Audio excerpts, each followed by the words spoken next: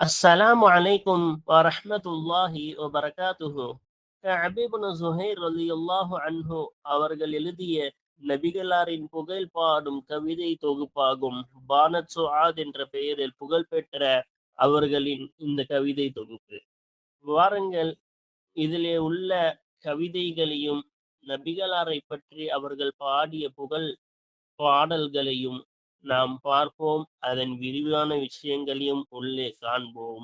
அல்லாஹு தஆலா நபிகளாரின் நேசத்தை நம் அனைவருக்கும் தந்தருள்வானாக. ஆமீன். அல்ஹம்துலில்லாஹ். இந்த சேவைகளை செவ்வன செய்து வரும் ரகீப் எஜுகேஷனல் ட்ரஸ்டிற்காக அதிகமாக துஆ செய்யுங்கள். இந்த சேவைகள் எவ்வித தொய்வின்றி தொடர்ந்து நடைபெறுவதற்காக துஆ செய்யுங்கள். இன்னும் ஆதரவு தாருங்கள். நன்மையில் ஒன்று சேருவோம், முந்திக் கொள்வோம். நீங்களும் இந்த சேவையில் ஒன்று சேருவதற்காக இங்கே QR ஸ்கேன் கொடுக்கப்பட்டுள்ளது, இங்கே அக்கௌண்ட் டீடைல்ஸ் கொடுக்கப்பட்டுள்ளது. ஆகவே உங்களையும் இந்த தீன் சேவையில் இணைத்துக் கொள்ளுங்கள். நன்மையில் ஒன்று சேருவோம், முந்திக் கொள்வோம். அல்ஹம்துலில்லாஹ். கடந்த பாடத்தில் நாம் 15 வரிகள் கவிதை வரிகளை முடித்து விட்டோம். இப்பொழுது 16வது கவிதை வரியை துவங்க உள்ளோம் என்பதை நாம் பார்க்க இருக்கின்றோம். 16வது கவிதையில் நாம் பார்த்ததைப் போல கடைசியாக கவிஞர் அவர்கள் ஒட்டகத்தை வர்ணித்துக் கொண்டு இருந்தார்கள். அந்த ஒட்டகத்தை தான் இன்னும் வர்ணித்துக் கொண்டு இருக்கின்றார்கள். வாருங்கள், கடைசியாக நாம் பார்க்கும் பொழுது அந்த ஒட்டகம் வலிமையானது. இன்னும் அது இலக்கு தெரியாத பாதைகள், அறியாத பாதைகளிலும் அது வேகமாக செல்லும் என்பதை கண்டோம். அதே போல் அது காதின் அடிப்பகுதியில் வேர்வை அதிகமாக வரும் என்பதையெல்லாம் கடந்த பாடத்தில் நாம் தெளிவாக கண்டோம். இப்பொழுது அடுத்து நாம் 16 கவிதை நம்பர் 16 காண இருக்கின்றோம். இதிலேயும் அந்த ஒட்டகத்தை தான் தொடர்ந்து வர்ணிக்கிறார்கள். என்ன கூறுகிறார்கள் என்று பார்ப்போமா? தர்மில் குயூப பி ஐனை முஃப்ரதின் லஹகி இதா தவக்கதத்தில் ஹிஸ்ஸானு வல் மீலு. சரியா? கரடு முரடான மேட்டு நிலங்கள், ஓகேவா? மேட்டு பகுதிகள், ஓகேவா? ஹிஸ்ஸான் என்றால் மேட்டு பகுதிகள், கரடுமுரடான பகுதிகள். அல் மீலு என்றால் மைல் தூரங்கள். அந்த மைல் தூரங்களும் அந்த கரடுமுரடான பாதைகளும் சுட்டெரித்த பொழுதும், தவக்கதத்னா சுட்டெரிக்கின்றது, ஓகேவா? தவக்கத தண்ணி நெருப்பை மூட்டி விட்டா எப்படி எரியுமோ அதே போல சுட்டெரிக்கின்றது. சுட்டெரிக்கும் பொழுதும், ஓகேவா? சுட்டெரிக்கும் பொழுதும் ஒரு வெண்ணிற லஹக்னா வெண்ணிறம், வெண்ணிற காட்டு மாடு, வெண்ணிற காட்டு மாடின் இரு கண்களை கொண்டு, ஐனைனா இரு கண்கள். அப்ப வெண்ணிற காட்டு மாடின் இரு கண்களை கொண்டு நம்ம கண்ணுக்கு புலப்படாத மறைவான விஷயங்களை, நம் கண்ணுக்கு தெரியாத அந்த மறைவான தூரங்களை இந்த ஒட்டகம் நோக்குகிறது. அப்ப என்ன சொல்றாங்க? கரடுமுரடான பாதை, அதே போல பல மைல் தூரம் சுட்டெரிக்கின்றது. அப்படி சுட்டெரித்தாலும் அந்த ஒரு சுட்டெரிக்கக்கூடிய பாலைவனத்தில் கூட எப்படி பார்க்கும் அது தூரமான ஒயூபுனா மறைவாக தூரமாக இருக்கக்கூடிய நம்ம கண்ணுக்கு புலப்படாத அந்த தூரமான விஷயத்தை உற்று நோக்குமா? எதை போல? அந்த வெண்ணிற காட்டு மாடு எப்படி உற்று நோக்குமா கண்ணால, அந்த மாதிரி கண்ணால இது உற்று நோக்கும் என்று கூறுகிறார்கள் கவிஞர் அவர்கள். அப்ப அந்த ஒட்டகம் அந்த மாதிரி சூட்டை கூட தாங்கிரும். அந்த சூட்டை தாங்கிக்கிட்டு இன்னும் அந்த அந்த சூட்ல கூட சோர்வடையாம தூரமான இடத்த கூட துல்லியமா பார்க்கும்.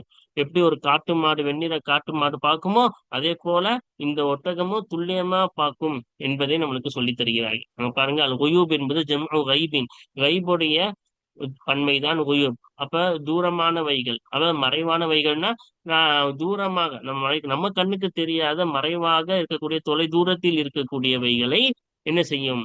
இது நோக்கும், ஓகேவா?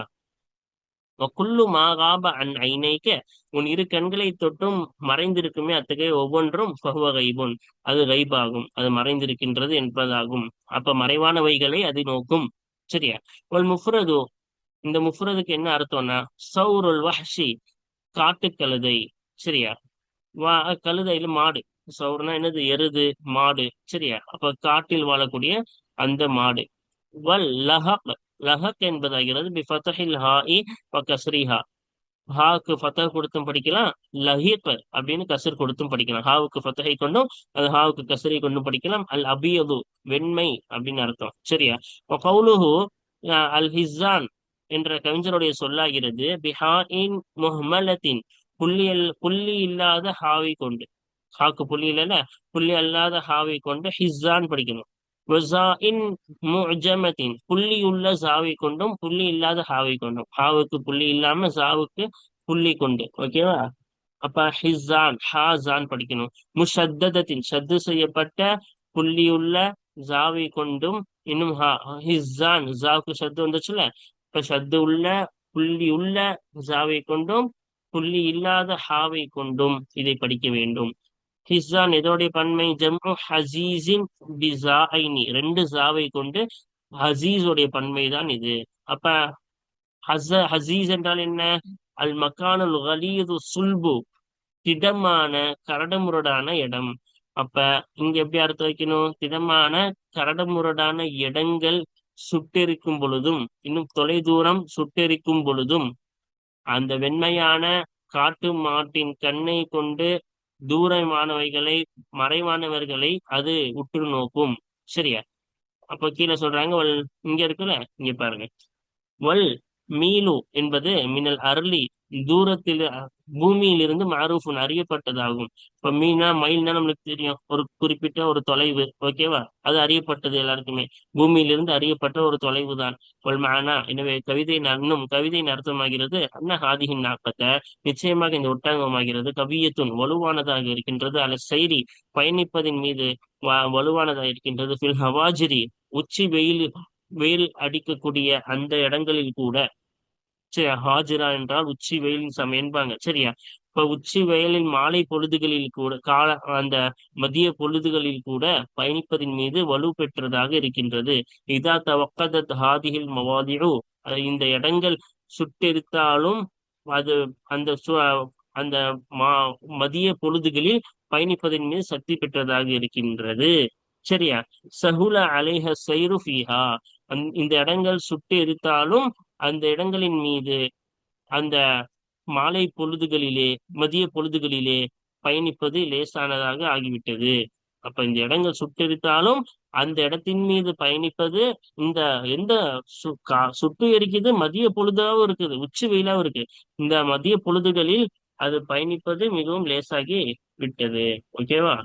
ஹதீஸ்ல கூட வரும்ல, ஹாஜிரா என்றால் அந்த உச்சி வெயில். அப்ப தொழாம கொஞ்சம் குளிர்ச்சி அபரிது ரசூலா சொல்லுவாங்க, கொஞ்சம் குளிர்ச்சி படுத்துங்க, கொஞ்சம் வெயில் தனியட்டும் அப்படின்னு. சரியா? அப்ப உச்சி வெயில் ஹாஜிரா, அந்த மாதிரி மதிய பொழுதுகள் உச்சி வெயிலின் சமயங்களிலும் இது என்ன செய்யும்? சூடு, அந்த இடங்கள் கொந்தளித்து எரியக்கூடிய அந்த இடங்கள் அவ்வளவு சூடாக இருந்தாலும் இங்கு பயணிக்கக்கூடிய வலுப்பெற்ற ஒட்டகம் என்று அந்த ஒட்டகத்தை வர்ணிக்கிறார்கள். சரியா? அடுத்து பாருங்க, கவிதை எண் 17. இதுவும் ஒரு நல்ல அர்த்தத்தை கூறிய ஒரு கவிதையாகும். லஹ்முன் முகல்லதுஹா ஃபஅமுன் முகையதுஹா ஃபி ஹல்கிஹா அன் பனாத்தில் ஃபஹ்லி தஃதீலு. அப்ப என்ன சொல்றாங்கன்னா, அதோட கழுத்து பகுதி ஒவ்வொன்னா சொல்றாங்க. அது கழுத்து பகுதி தடிமனானதா இருக்கும். லஹ்முன்னா தடிமன், நல்லா தடிமனா இருக்குமா. முகல்லதுஹனா என்னதுன்னா, அந்த முகல்லத் என்றால் அசல்ல அந்த இது போடுவாங்கல்ல, செயின், மாலை, மாலை அணியும் இடம், அது கழுத்து தானே. அதான் அந்த மாலையிடப்படும் கூடிய இடம், அது கழுத்து, அதான் முகல்லதுன்றாங்க. அந்த ஒட்டகத்தின் மாலையிடப்படக்கூடிய இடம், அதான் கழுத்துன்னு நம்ம சொன்னோம். அந்த ஒட்டகத்தின் கழுத்தாகிறது தடிமனானதா இருக்கும். இன்னும் அந்த ஒட்டகத்தின் விலங்கிடப்படக்கூடிய இடம் எங்க விலங்கிடுவாங்க? கால்ல தானே. அப்ப முகையது கால்களை நாடுகிறார் கவிஞர் அவர்கள். அப்ப அந்த ஒட்டகத்தின் கைதிடப்படக்கூடிய விலங்கிடப்படக்கூடிய அந்த கால்கள் ஆகிறது சதைப்பட்டுடன் இருக்கக்கூடியதா இருக்கும். இன்னும் அந்த பெண் ஒட்டகத்தின் படைப்பிலே, உடல் அமைப்பிலே, பனாத்தில் ஃபஹ்லி மற்ற ஆண் ஒட்டகத்தின் மூலம் உண்டான பெண் ஒட்டகங்களை விட இந்த பெண் ஒட்டகம் படைப்பிலே தஃதீலும் சிறப்புடையதாக இருக்கின்றது. மற்ற பெண் ஒட்டகங்களை விட இந்த பெண் ஒட்டகம் சிறப்புடையதாக இருக்கிறதா. அப்ப ஆணின் மூலம் உண்டான பெண் ஒட்டகங்களிலேயே இந்த பெண்ணின் ஒட்டகம் இந்த பெண் ஒட்டகத்தின் உடல் அமைப்பிலே என்ன இருக்கு? சிறப்பு இருக்கின்றது. அப்ப எல்லா பெண் ஒட்டகத்தை விட என்கிட்ட இருக்க இந்த பெண் ஒட்டகம் மிகவும் சிறப்புடைய பெண் ஒட்டகமாக இருக்கின்றது என்று கூறுகிறார்கள். அல் முகல்லது என்பது மௌதிஉல் கலாததி, மாலையிடும் இடமாகும். அதான் கழுத்து. வல் முராது ஹுனா, இங்கே நோக்கமாகிறது அன்னஹா, நிச்சயமாக அந்த பெண் ஒட்டகம் கலீதத்து ரகபதி, கழுத்து தடிமன் உடையதாக இருக்கும். ஒல் ஃபஅமு, ஃபஅம் என்றால் அல் மும்தலிஉ, நிரம்பியதாக இருக்கும் என்று அர்த்தம். நிரம்பினா அதாவது சதைப்பட்டு சதை நிரம்பியதாக இருக்கும். யுரீது, நாடுகிறார் கவிஞர், அன்ன அத்ராஃபஹா, நிச்சயமாக அந்த ஒட்டகத்தின் கால்கள், அத்ராஃப்னா ஓரங்கள்னு அர்த்தம். அந்த ஒட்டகத்துடைய ஓரங்கள், கால்கள் தானே ஓரத்துல இருக்கு, அதான். அப்ப நிச்சயமாக அந்த ஒட்டகத்தின் கால்கள் ஆகிறது கலீலத்துன், தடிமனானதாக இருக்கும் என்று நாடுகிறார். ஃபஹிய, இன்னும் அந்த ஒட்டகம் கவியத்தின் வலுவானதா இருக்கும். அல சைரி, இந்த மாதிரி என்னது, கழுத்து தடிமனா இருக்கக்கூடிய, கால்கள் வலுவா இருக்கக்கூடிய, சதைப்பற்றுடன் இருக்கக்கூடிய ஒட்டகம் எதற்கு தகுதியானது? பயணத்தின் மீது வலுப்பெற்றதாக இருக்கும். கவுலுஹு, இன்னும் கவிஞருடைய சொல்லாகிறது, ஃபி ஹல்கிஹா அன் பனாத்தில் ஃபஹ்லி தஃதீலு என்ப கவிஞருடைய சொல்லாகிறது. அதாவது ஹாதிஹின் நாக்கத்து, நிச்சயமாக இந்த பெண் ஒட்டகமாகிறது துஃபல்லலு, சிறப்பாக்கப்பட்டதா இருக்கும். சரியா? சிறப்பாக்கப்பட்டதா இருக்கும். அலன் நூத்தி, மற்ற பெண்ணொட்டங்களை விட சிறப்பாக்கப்பட்டதா இருக்கும். லிகௌனி அன்னஹா, நிச்சயமாக இந்த பெண்ணொட்டகம் ஆஹ் துஷ்பிஹு துகூர, ஆண் ஒட்டகங்களுக்கு ஒப்பாகுவதின் காரணமாக மற்ற பெண் ஒட்டகங்களை விட இது என்னவா இருக்கிறது? சிறப்பாக்கப்பட்டதா இருக்கும். அப்ப அதான் மேல அதுக்குதான் காரணம் சொன்னாங்க. கழுத்து தடிமனா இருக்கும், காலு நல்லா திடமா இருக்கும். அப்ப இது பார்க்கறதுக்கு எப்படி இருக்கு? பெண் ஒட்டகமா, ஆண் ஒட்டகம், பெண் ஒட்டகமா இருந்தாலும் ஆண் ஒட்டகத்துக்கு இருக்கக்கூடிய அந்த திறமை எல்லாம் இந்த பெண் ஒட்டகத்துக்கு இருக்கிறதுனால, அதான் அது ஒரு ஆண் ஒட்டகங்களுக்கு இது ஒப்பாயிட்டனால மத்த பெண் ஒட்டகங்களை விட இது என்னவாயிருச்சு? சிறப்பு பெற்றதாய் ஆகிவிட்டது என்று கவிஞர் அவர்கள் கூறுகிறார்கள். சரியா? பாருங்கள், இப்பொழுது அடுத்து பார்ப்போமா? இப்ப பாருங்க, 18வது கவிதையில என்ன சொல்றாங்க? இந்த கவிதையிலும் கவிஞர் அவர்கள் என்ன செய்யறாங்க? ஒட்டகத்தை தான் வர்ணிக்கிறாங்க. அந்த ஒட்டகம் ரொம்ப மென்மையான, ரொம்ப ஒல்லியானது. அந்த ஒட்டகத்துடைய சகோதரன் தான் அந்த ஒட்டகத்துடைய தந்தை என்று கூறுகிறார்கள். இன்னும் சிறு வயதிலேயே அது சினையுற்றது. அது என்ன சினையுற்றதுன்னா கர்ப்பமானது. மிருகத்துக்கு சினையுற்றதுன்னு தான் சொல்லுவாங்க. சரியா? அதே போல அதோடைய அம்முதான் அதோடைய காலு. சரியா? இன்னும் கௌதா உ ஷிம்லீலு, ஓகேவா? அப்படின்னா கௌதா உ என்றால் நீண்ட கழுத்து உடையது, ஷிம்லீலு என்றால் அதிக வேகமாக செல்லக்கூடியது. அப்ப இதுல நம்மளுக்கு தெரியலாம், ஹர்ஃபுன் என்றால் அல் ஹர்ஃபு என்பது என்னது? அந்நாக்கத்து லாமிரத்து, மெலிந்த ஒட்டகமாகும். அப்ப ஹர்ஃபுன்னொடனே நம்ம என்ன நினைச்சிடக் கூடாது? எழுத்து நினைச்சிக்க கூடாது. ஆனா அந்த எழுத்து ஒப்பிட்டு தான் ஒட்டகத்துக்கு ஹர்ஃபுன் பேரே வந்துச்சு. ஏன்னா எழுத்தை பார்க்கும் பொழுது, இப்ப ஒரு எழுத்துனா அது சின்னதா தானே இருக்கும், இத்தினோண்டு தானே இருக்கு. ஒரு வார்த்தைன்னு சொல்லும் போது அது இவ்வளோ பெருசா இருக்கு, குண்டா இருக்கு. ஆனா ஒரு எழுத்துன்னு சொல்லும் போது ஒல்லியா இருக்கு. அப்ப ஒவ்வொரு எழுத்தும் பார்க்கும் பொழுது இப்படி ஒல்லி ஒல்லியா தானே இருக்கு. அலிஃபு, ஹா. அதே போல இந்த ஒட்டகமும் ஒல்லியா இருக்கு. ஒரு வார்த்தை அப்படின்னா பெருசா குண்டா இருக்கும். இந்த ஹருஃபுன் பெருசா இருக்கா, அஹூ பெருசா இருக்கா. ஆனா ஒரு எழுத்துன்னு சொல்லும் போது ஒல்லியா இருக்கும். சரியா? அதனாலதான் மெலிந்த ஒட்டகத்தை ஹர்ஃப்னு சொல்லுவாங்க. அது ஒல்லியா இருக்கு. சரியா? அது ஹர்ஃபுன்னா அப்ப என்ன அர்த்தம் வைக்கணும்? மெலிந்த ஒட்டகம் அப்படின்னு அர்த்தம் வைக்கணும். ஓகேவா? அப்ப அஹூஹா, அந்த பெண் ஒட்டகத்தின் சகோதரன் தான் அபூஹா, அந்த பெண் ஒட்டகத்தின் தந்தை ஆவான். அப்ப இத என்னன்னு சொல்லலாம்னா சங்கை. இது நம்ம கீழே விளக்க போறோம், நம்ம அங்கேயும் பார்ப்போம். என்னன்னா அந்த சகோதரனுக்கு என்ன சங்கையோ அதே சங்கை அவங்க தந்தைக்கும் இருக்கு. அப்ப அவங்க சகோதரன் தான் அந்த பெண் ஒட்டகத்தின் தந்தைனா, அந்த தந்தைக்கு இருக்கக்கூடிய சங்கை இதுக்கும் இருக்கு. அம்முஹா தான் அதோடைய, அம்மு தான் அதோடைய ஹால். அம்முனா என்ன? சிறிய தந்தைன்னு அர்த்தம். ஹாலுனா மாமா என்று அர்த்தம். ஓகேவா? தந்தையுடன் பிறந்தவர்களுக்கு அம் என்பார்கள். தந்தையுடன் பிறந்த சகோதரர்களுக்கு அம் என்பார்கள். தாயுடன் பிறந்த அந்த சகோதரர்களுக்கு ஹால் என்பார்கள். சரியா? அப்ப தந்தையுடன் பிறந்த அந்த சச்சா, நம்ம சாதாரணமா தமிழ்ல வழங்கக்கூடிய வார்த்தை தான் என்னது, அம்முக்கு சச்சான்னு சொல்லுவோம், ஹாலுக்கு மாமான்னு சொல்லுவோம். அப்ப அந்த பெண்ணொட்டகத்தின் சச்சா தான் அந்த பெண்ணொட்டகத்தின் மாமாவாவாள். சரியா? அப்ப சச்சாதான் மாமா. அப்ப சச்சாக்கு என்ன மரியாதையோ அதே மரியாதை, அதே சங்கை யாருக்கும் இருக்கு? அந்த பெண் ஒட்டகத்தின் மாமாவாக இருக்கக்கூடிய அந்த ஒட்டகத்தை இருக்கும். சச்சாவாக இருக்கக்கூடிய அந்த ஒட்டகத்திற்கு என்ன சங்கையோ, மாமாவாக இருக்கக்கூடிய அந்த ஒட்டகத்திற்கும் அதே சங்கை கிடைக்கும். சகோதரனாக இருக்கக்கூடிய அந்த ஒட்டகத்திற்கு என்ன சங்கையோ அதே சங்கை அந்த பெண் ஒட்டகத்தின் தந்தைக்கும் இருக்கின்றது. ரெண்டு பேருக்கும் அதே சங்கை கிடைக்கும். ஓகேவா? அப்படின்னு அர்த்தம் சொல்றாங்க. இதுக்கு இன்னொன்னு அர்த்தமும் இருக்கு. அது கீழே நம்ம பார்ப்போம். சரியா? இப்ப பாருங்க, ஒவ்வொரு வார்த்தைக்கான அர்த்தம். அல் ஹர்ஃப் என்பது நாக்கத்து வாமிரத்து, ஒல்லியான ஒட்டகமாகும், பெண் ஒட்டகமாகும். ஷபஹுஹா பில் ஹர்ஃபி, அந்த அரபியர்கள் ஒப்பிட்டார்கள். ஒல்லியான அந்த மெலிந்த ஒட்டகத்தை, பெண் ஒட்டகத்தை ஒப்பிட்டார்கள். பில் ஹர்ஃபி, ஒரு எழுத்தை கொண்டு ஒப்பிட்டார்கள். மின் ஹுரூஃபில் ஹத்தி, எழுதக்கூடிய எழுத்தில் வரக்கூடிய அந்த எழுத்துக்களில் இருந்து ஒரு எழுத்தை கொண்டு ஒப்பிட்டார்கள். இத்திக்கத்திஹா, அந்த எழுத்து ஒல்லியாக இருப்பதின் காரணமாக எழுத்தில் எழுதக்கூடிய அந்த எழுத்துக்களில் இருந்து ஒரு எழுத்தை கொண்டு ஒப்பிட்டார்கள். அப்ப எழுதும் பொழுது ஒரு ஹர்ஃப் எவ்வளவு ஒல்லியா இருப்பது, ரொம்ப குறுகியதாக சிறியதாக இருப்பதினால, அதே போல இந்த ஒட்டகமும் ஒல்லியா இருக்கறனால இந்த ஹர்ஃபையும் அந்த ஒட்டகத்தையும் என்ன செஞ்சாங்க, ஒப்பிட்டார்கள். சரியா? ஒக்கது ஷப்பஹு ஐலன், இன்னும் திடமாக அரபியர்கள் ஒப்பிட்டுள்ளார்கள். ஐலன் அந்நாக்கத்த பின் நூனி மினல் ஃபரூஃபி, எழுத்துக்களில் இருந்து நூனை கொண்டு ஒப்பிட்டுள்ளார்கள். அப்ப ஒட்டகத்தை பார்த்து என்னன்னு சொல்லுவாங்க, நூன் மாதிரி இருக்குன்னு சொல்லுவாங்க.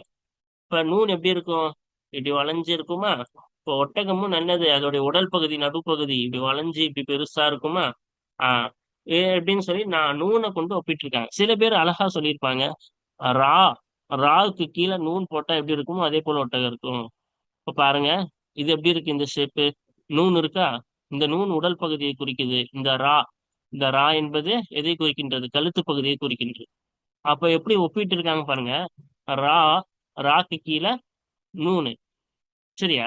அப்ப இந்த நூன் வயிற்று பகுதியை குறிக்கின்றது, இந்த ரா என்பது கழுத்து பகுதியை குறிக்கின்றது. அப்ப இந்த மாதிரி ஹருஃபை கொண்டும் என்ன செய்துள்ளார்கள், ஒட்டகத்தை ஒப்பிட்டுள்ளார்கள். சரியா?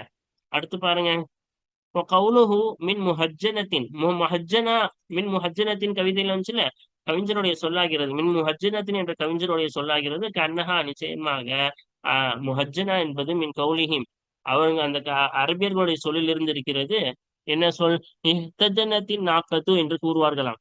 எஹ்தஜனத்தின் நாக்கத்து என்று கூறுவார்கள் எப்பொழுது? இதா ஹுமில அலைஹா ஃபி சிகரிஹா, அந்த ஒட்டகத்தின், அந்த பெண் ஒட்டகத்தின் சிறு வயதிலேயே அந்த பெண் ஒட்டகத்தின் மீது சினையாக்கப்பட்டால், அதாவது கர்ப்பமாக்கப்பட்டால், அந்த பெண் என்னவாகிவிட்டது, சிறு வயதிலேயே கர்ப்பமாகிவிட்டது, அந்த பெண் ஒட்டகம் சிறு வயதிலேயே கர்ப்பமாகிவிட்டது என்று கூறுவார்களாம். இப்போ அஜ்ஜனத்து அதுக்குதான் நம்ம அர்த்தம் வச்சோம், சிறு வயதிலே கர்ப்பமான சினையுற்ற பெண் ஒட்டகம்னு அர்த்தம் வச்சோம். அதான் அந்த பெண் ஒட்டகம் சிறு வயதிலேயே அந்த பெண் ஒட்டகத்தின் மீது சினை விடப்பட்டால் அதுக்கு என்னன்னு சொல்லுவாங்க, இஹ்தஜன்னத்தின் நாக்கத்து என்று அவர்கள் கூறுவார்கள். உஹுத்து ஜினத், என்னது உஹுத்து ஜினத்துன்னு படிக்கணும். சரியா? உஹுத்து ஜினத்தின் நாக்கத்து. ஓகேவா? பக்கத்தாலிக்க, இந்த முஹஜ்ஜன வெறும் ஒட்டகத்துக்கு மட்டும் பயன்படுத்த மாட்டாங்க, எதுக்கும் பயன்படுத்துவாங்க. ஒரு சிறிய பெண் பாலிகாரத்துக்கு முன்னாடியே ஒரு பெண்ணுக்கு திருமணம் செஞ்சு வச்சுட்டா அந்த பெண்ணை பார்த்து முஹத்தஜினான்னு சொல்லக்கூடிய பழக்கமும் இருந்துச்சு. முகதாலிக்கு அவ்வாறே அசபியத் முஹஜ்ஜனா, முஹஜ்ஜனா என்று சொல்லக்கூடிய பழக்கம் இருந்துச்சு. சரியா? அப்ப முகதாலிக்கு அவ்வாறே அசபியத்துல் ஹதசத்து இதா ஜுவ்விஜத் கபுல புலூகிஹா, ஒரு சிறிய பருவம் அடைவதற்கு முன்பே, ஒரு சிறிய பெண், சபியத்தினாவே சின்ன பெண் தான், அந்த சின்ன பெண் பருவம் அடைவதற்கு முன்னாலே திருமணம் செய்து வைக்கப்பட்டால் அந்த புதிய சிறுமிக்கும் முஹஜ்ஜனா என்று கூறப்படும். சரியா? ஒரு உபமா, இன்னும் சில வேளை சும்மிய பெயர் சொல்லப்படும். நகலத்து, பேரிச்ச மரத்திற்கு பெயர் சொல்லப்படும். இதா ஆஹ் என்னது பெயர் சொல்லப்படும்? இதா ஹமலத் வஹிய சகீரத்துன் முஹஜ்ஜனத்தன், அந்த பேரிச்சை மரம் சிறிய மரமாக இருக்கும் பொழுதே காய் தந்தால், ஹமலத்னா இங்க என்ன அர்த்தம்? காய் தந்தால் அர்த்தம் வைக்கணும். அப்ப ஒரு பேரிச்சம்பழம் சிறிய மரமாக இருக்கும் பொழுதே காய் தந்தால் அந்த பேரிச்சம்பழத்திற்கு, அந்த பேரிச்ச மரத்திற்கு முஹஜ்ஜனா என்ற பெயர் சொல்லப்படும். அப்ப சின்ன மரமா இருக்கும் பொழுதே அந்த மரம் காய் தந்தால் அந்த மரத்துக்கு என்ன பேரு? முஹஜ்ஜனா. அந்த மரத்தை பார்த்து என்ன சொல்லுவாங்க? முஹஜ்ஜனா என்று பெயர் சொல்லுவாங்க. அப்ப ஆஹ் பாலிகாகாத ஒரு சின்ன பெண்ணு கல்யாணம் பண்ணி வச்சா அந்த பெண்ணுக்கும் முஹஜ்ஜனா என்பார்கள். அதே போல சின்ன வயசுலயே சினையுற்றா அந்த ஒட்டகத்திற்கும் முஹஜ்ஜனா என்பார்கள்.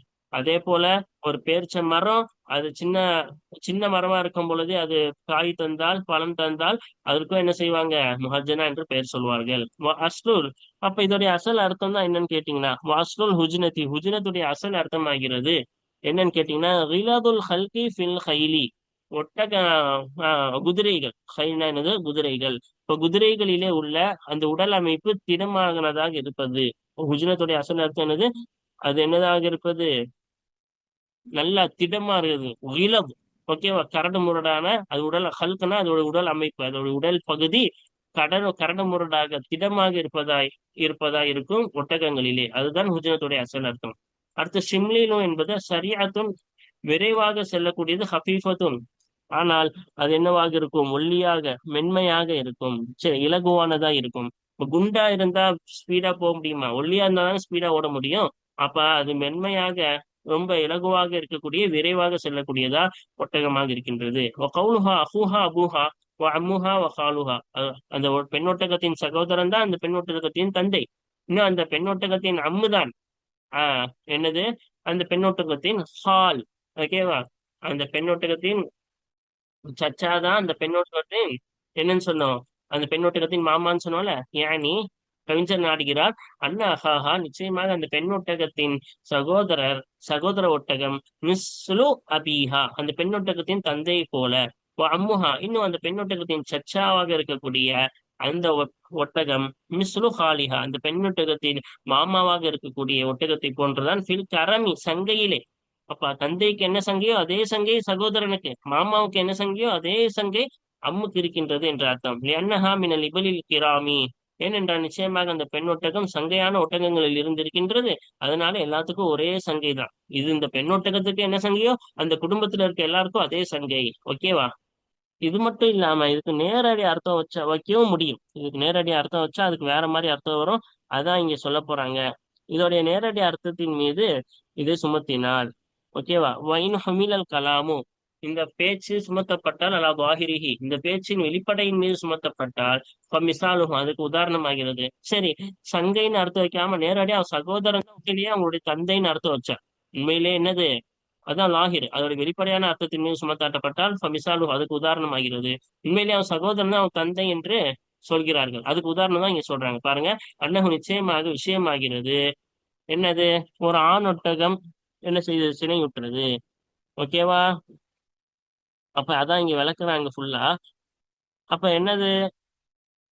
ஆண் ஒட்டகம், ஹுமில ஜமலுன் அலா இப்னதிஹி, ஒரு ஆண் ஒட்டகம் அந்த ஆண் ஒட்டகத்தின் மகளுடன் சேர்ந்தது. இப்ப ஒரு ஆண் ஒட்டகம் அதோடைய மகளுடன் சேர்ந்தது. மிருகங்கள் தானே. அப்ப அந்த ஆண் ஒட்டகம் அந்த ஆண் ஒட்டகத்தின் சொந்த மகள் ஒட்டகத்துடன் சேர்ந்தது. ஃபஅத்தத், அந்த பெண் ஒட்டகம், அந்த மகள் இருக்கிறதல்ல, அந்த மகள் ஒட்டகம் கொண்டு வந்தது ஜமலைனி, ரெண்டு ஆண் ஒட்டகத்தை பெற்றெடுத்தது. அப்ப ஒரு ஆண் ஒட்டகம் சொந்த மகளுடன் சேர்கிறது. அந்த சொந்த மகள், அந்த மகள் ரெண்டு ஆண் ஒட்டகத்தை பெற்றெடுக்கிறது. ஃபஹுமில அஹதுஹுமா அலா உம்மிஹி. சரியா? இப்ப என்னவாகுது? அந்த ரெண்டு ஆண் ஒட்டகத்தில் ஒரு ஆண் ஒட்டகம் பிறந்துச்சுல, ரெண்டு ஆண் ஒட்டகம். அந்த பிறந்த ரெண்டு ஆண் ஒட்டகத்துல ஒரு ஆண் ஒட்டகம் அதனுடைய தாயுடன் சேர்கிறது. அதோட தாய்னா இந்த மகளுடன் சேர்கிறது. அப்ப சேர்ந்ததுக்கு அப்புறம் ஃபத்தத் பின் ஆக்கத்தின், அந்த பெண் ஒட்டகம் இன்னொரு பெண் ஒட்டகத்தை பெற்றெடுக்குது. அப்ப இந்த மகள் ஒரு ஆண் ஒட்டகத்துடன் சேர்ந்து ரெண்டு ஒட்டகத்தை கொண்டு வருது. இதே மகள் இதனோட சேர்ந்து இன்னொன்னு பெண் ஒட்டகத்தை கொண்டு வருது. இப்படி கொண்டு வந்தா என்ன ஆகும்? ஃபசார அஹதுஹுமா அஹன் அஹா ஹாதிஹி நாக்கதி, இந்த பிறந்த ஒட்டகம் இருக்குல்ல, பெண் ஒட்டகம், இந்த பெண் ஒட்டகத்திற்கு அந்த ரெண்டில் ஒன்று, இந்த ரெண்டு ஒட்டகத்தில் ஒரு ஒட்டகம் இந்த ஒட்டகத்தின் சகோதரியாக சகோதரனாக மாறிவிடும். ஏன்? இந்த இதற்கும் இந்த இந்த இதான் என்னது, தாய். இந்த ரெண்டு ஜமலுக்கும் இதுதான் தாய். அப்ப இந்த ரெண்டு ஜமல் நாக்கத் மூணுத்துக்கும் இந்த ஒண்ணுதான் தாயாக இருக்கும் பொழுது இதுக்கும், அப்ப இதுவும் சகோதரர்கள் தானே.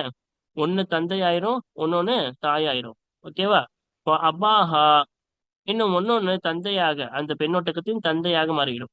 அப்ப மூணுமே என்ன செய்தது? இதுக்கு பிறந்ததுதான். அந்த மூணுமே அப்ப சகோதரர்கள். ஒன்னு சகோதரன் ஆயிடும், ஒன்னொன்னு தந்தை ஆயிடும். ஏன்? ஒன்னொன்னோட சேர்ந்துதானே இது பத்துச்சு. அதனால ஒன்னு சகோதரன் ஆயிடும், ஒன்னொன்னு தந்தை ஆயிடும். அப்ப அதோடைய சகோதரன் தான் அதோடைய தந்தை. சார ஆஹரு, மற்றொன்று அம்மஹா, அந்த பெண்ணொட்டகத்தின் அம்மாக மாறிவிடும். வா வா ஹாலஹா, இன்னும் அந்த பெண்ணொட்டகத்தின் ஹாலாகவும் மாறிவிடும். இப்ப மற்றொன்று இந்த இந்த பெண்ணொட்டகத்தின் தாயின் சகோதரன் தானே. அப்ப தாயின் சகோதரன் என்று சொல்லும் பொழுது என்னவாகும்? அம்மு. அல்ல, அந்த தந்தையின் சகோதரன். அப்ப இந்த நாக்கத்துடைய தாயின் சகோதரன் சொல்லும் போது அது அம்மாகுது. இந்த நாக்கத்துடைய ஜமல் தந்தை, ஒரு ஒட்டகம் தானே, அந்த ஜமலுடைய சகோதரன் சொல்லும் பொழுது அது என்னவாகுது? ஹால் ஆகுது. தாயின் சகோதரன் சொல்லும் போது ஹால் ஆகுது, தந்தையின் சகோதரன் சொல்லும் போது அது அம்மா ஆகுது. சரியா? அதான் இங்க சொல்றாங்க, சாரல் ஆகரும் மற்றொன்று அம்மாஹா, அந்த பெண்ணின் அம்மாக மாறும், ஹாலஹா இன்னும் அந்த பெண்ணின் ஹாலாகவும் மாறும். என்னகும், ஏனென்றால் நிச்சயமாக அந்த ஒட்டகம் அஹு உம்மிஹா, அந்த பெண் ஒட்டகத்தின் தாயின் சகோதரனாகவும் இருக்கின்றது. வஹு அபிஹா, இன்னும் அந்த பெண்ணொட்டகத்தின் தந்தையின் சகோதரனாகவும் இருக்கின்றது. பாருங்கள், இதை ஒரு மேப்பாக போட்டும் நாம் பார்த்து விடலாம். சரியா? அப்ப இங்க பாருங்க, ஒரு ஒட்டகம் என்ன செய்யுது? மகளுடன் சேர்கிறது. மகளுடன் சேர்ந்து 2 ஒட்டகத்தை பெற்றெடுக்குதா? இந்த 2 ஒட்டகத்தை பெற்றெடுத்துச்சா? இப்ப 2 ஒட்டகத்தை பெற்றெடுத்துச்சு. அதே மகள் மறுபடியும் பெற்றெடுத்த ஒரு ஒட்டகத்துடன் சேர்ந்து என்ன செய்யுது? ஒரு நாக்கத்தை பெற்றெடுக்குது, ஒரு பெண் ஒட்டகத்தை பெற்றெடுக்குது. இப்ப இந்த நாக்கத்தை வச்சு கவனிங்க. இதோடைய நாக்கத்துடைய தந்தை யாரு?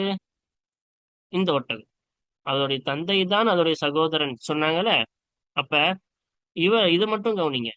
இவன் தந்தையாவும் இருக்காப்புல. ஏன்? 2த்துக்கும் சேர்ந்து பிறந்ததுதான் இது. அதனால இந்த ஜமல் தந்தையாவும் இருக்குது, அதே போல அஹூஹா, இந்த இப்னத்துக்கு தான் 2மே பிறந்தது என்பதனால் இதோடைய சகோதரனாகவும் இருக்குது. அப்ப இந்த பீன் போட்டிருக்கல, இது தந்தையாகவும் இருக்குது, அதே போல ஒரு தாய் வழி பிள்ளைகள் என்பதனால் சகோதரனாகவும் இருக்குது. அப்ப பி என்பது அபுவாவும் இருக்கு, அஹூவாவும் இருக்கு. இப்ப இத பாருங்களேன், இந்த சி அம்மாவும் இருக்கு, ஹாலாவும் இருக்கு. இப்படி இந்த பெண்ணொட்டகத்தின் தந்தை வழி சகோதரன், இந்த பெண்ணொட்டகத்துடைய தந்தை பியா, இந்த தந்தையுடைய சகோதரன். சரி, அதனால அம்மு. இந்த பெண்ணொட்டகத்துடைய அதே போல தாய் வழி, இந்த பெண்ணொட்டகத்துடைய என்னது? தாய் வழி சகோதரன் என்று பார்க்கும் பொழுது என்னன்னு வரும்? இது ஹாலாக வரும். இது எப்படி தாய் வழி சகோதரனாச்சு?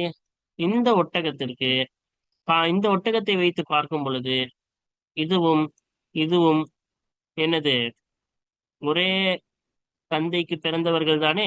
அதனால இந்த இபனத்தும் இந்த ஜமலும் ஒரே தந்தைக்கு பிறந்ததினால் இது இரண்டும் சகோதர சகோதரிகள். அதனால்தான் தாய் வழி சகோதரன்.